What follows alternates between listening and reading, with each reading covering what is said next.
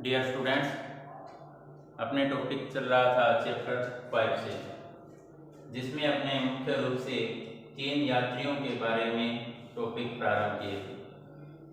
3 यात्रियों में पहले यात्री थे अल बिरूनी। कौन थे? अल बिरूनी। अल बिरूनी उज़्बेकिस्तान से संबंधित थे और अल बिरूनी भारतीय उपमहाद्वीप में 11वीं शताब्दी में आए थे। दूसरे यात्री थे इब्न बतूता। कौन थे? Ibn Battuta. इब्न बतूता 14वीं शताब्दी में भारत में आया था और यह मोरक्को का यात्री था, यानी कि मोरक्को से कहाँ आया था? भारतीय उपमहाद्वीप में आया था। और मोहम्मद बिन तुगलक के समय यह भारत में आता है। और तीसरा यात्री फ्रांसवा बर्नियर था। कौन सा था? Francois Bernier. फ्रांसवा बर्नियर 17वीं शताब्दी में भारत में आया था और यह फ्रांसीसी यात्री था। इन तीनों में सबसे पहले हमारा टॉपिक रहेगा अल बिरूनी से संबंधित। किससे संबंधित रहेगा? अल बिरूनी से संबंधित रहेगा। अल बिरूनी तथा किताब उल हिंद। अल बिरूनी तथा किताब उल हिंद। अगर अपने इसमें बात करें, किताब उल हिंद यह पुस्तक का नाम और किसके द्वारा लिखित है? अल बिरूनी के द्वारा लिखित है। अल बिरूनी की पुस्तक का नाम क्या है? तो अल बिरूनी की पुस्तक का नाम है किताब उल हिंद। सबसे पहले इसके अंतर्गत टॉपिक रहेगा ख्वारिज़म से पंजाब तक का सफर। ख्वारिज़म से पंजाब तक का सफर। तो सर्वप्रथम अपने बात करते हैं अल बिरूनी के जीवन की। अल बिरूनी का जन्म आधुनिक उज़्बेकिस्तान में स्थित ख्वारिज़म में सन 973 में हुआ था। तो अल बिरूनी का जन्म 973 में ख्वारिज़म के एक शहर, उज़्बेकिस्तान के एक शहर ख्वारिज़म में हुआ था। ख्वारिज़म शिक्षा का एक महत्वपूर्ण केंद्र था। ख्वारिज़म शिक्षा का एक महत्वपूर्ण केंद्र था और अल बिरूनी ने उस समय उपलब्ध सबसे अच्छी शिक्षा प्राप्त की थी। यानी ख्वारिज़म में जो सबसे उत्तम श्रेणी का शिक्षा का जो केंद्र था, वहाँ पर अल बिरूनी ने शिक्षा प्राप्त की थी। और अल बिरूनी अनेक भाषाओं का ज्ञाता था, जिनमें मुख्य भाषाएं जिनका ज्ञान अल बिरूनी को था उनमें सीरियाई, फारसी, हिब्रू और संस्कृत शामिल है।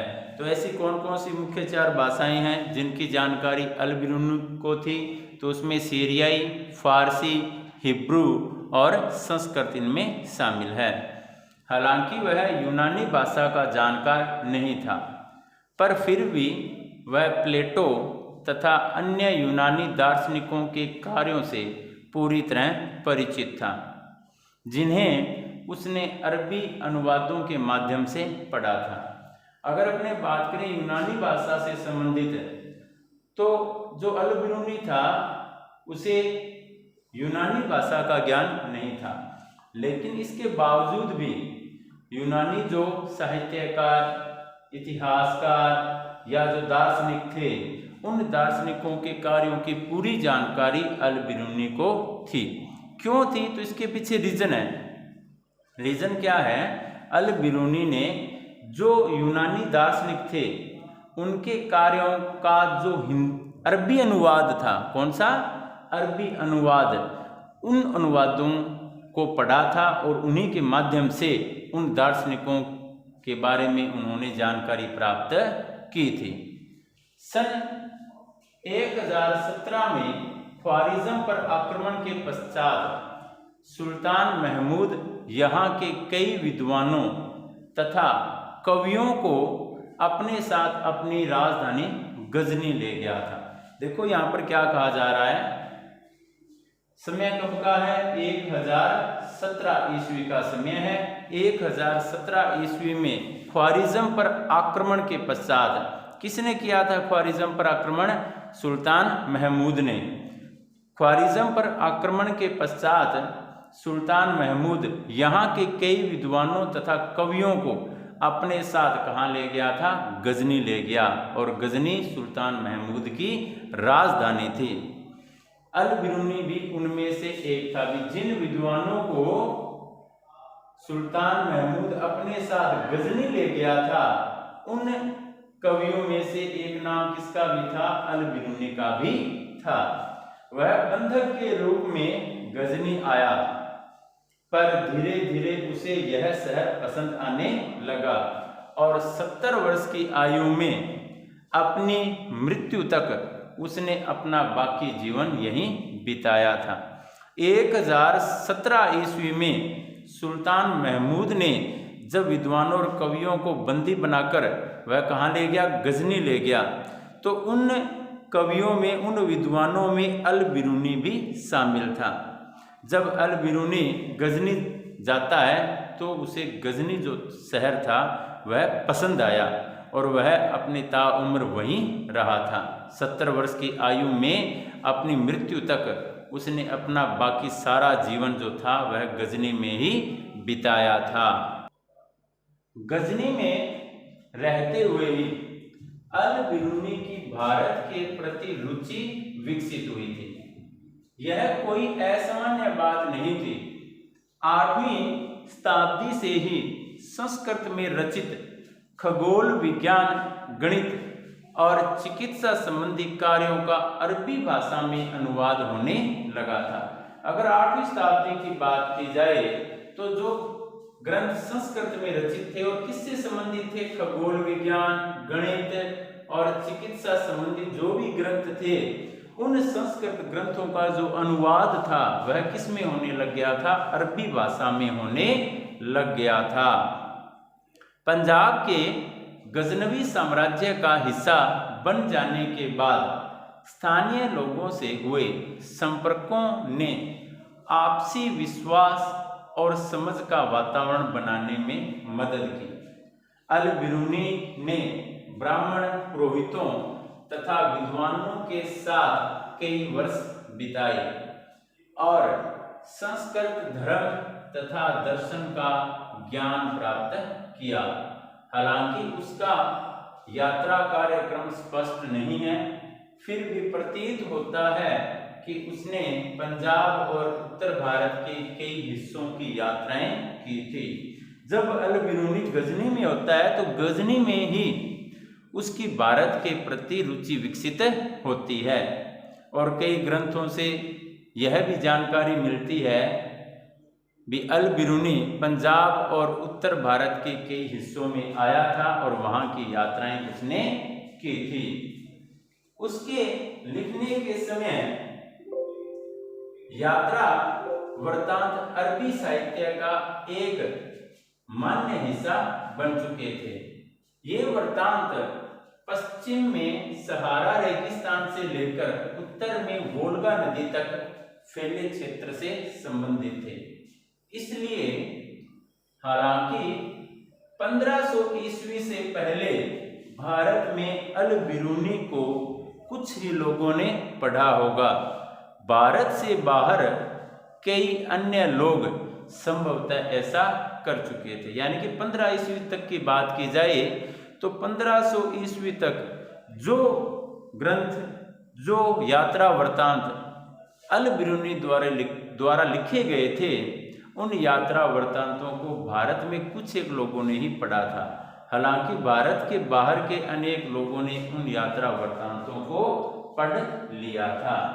इसके बाद अल बिरूनी की पुस्तक का नाम आता है किताब उल हिंद, और किताब उल हिंद में हमें क्या जानकारी मिलती है उसी से संबंधित हमारा टॉपिक रहेगा।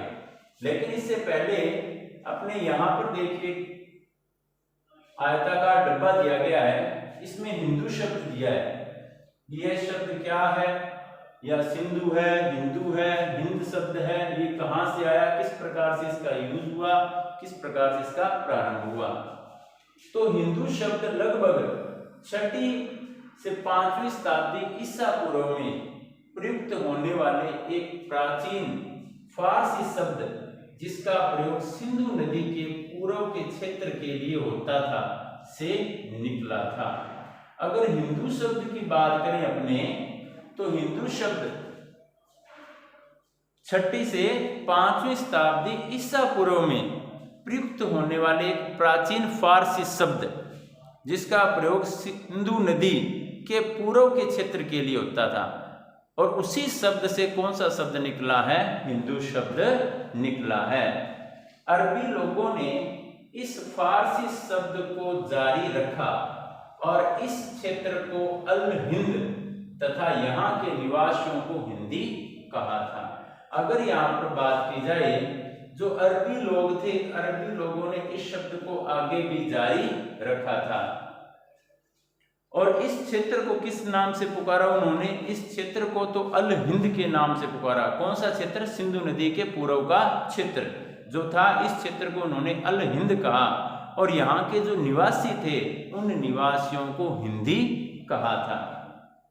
कालांतर यानी कि बाद में, कालांतर में तुर्कों ने सिंधु से पूर्व में रहने वाले लोगों को हिंदू, उनके निवास क्षेत्र को हिंदुस्तान तथा उनकी भाषा को हिंदवी का नाम दिया था। यहाँ पर देखो 3 शब्द, हिंदू, हिंदुस्तान और हिंदवी, 3 शब्द आए हैं।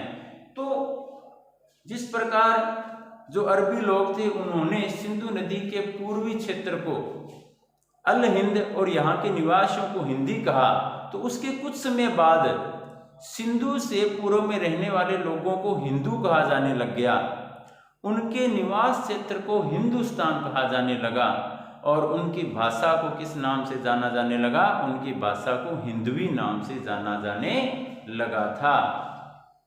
इनमें से कोई भी शब्द लोगों की धार्मिक पहचान का द्योतक नहीं था। इस शब्द का धार्मिक संदर्भ में प्रयोग बहुत बाद में किया गया था। यानी कि अगर हिंदू शब्द की बात की जाए तो हिंदू शब्द का जो धार्मिक आधार पर इसकी पहचान थी, यह धार्मिक आधार पर पहचान बहुत समय बाद में इसे मिली थी और हिंदू शब्द बाद में एक धर्म के तौर पर यूज होने लग गया था।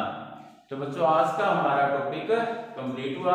आप इस टॉपिक को लर्न करें। थैंक यू बच्चों।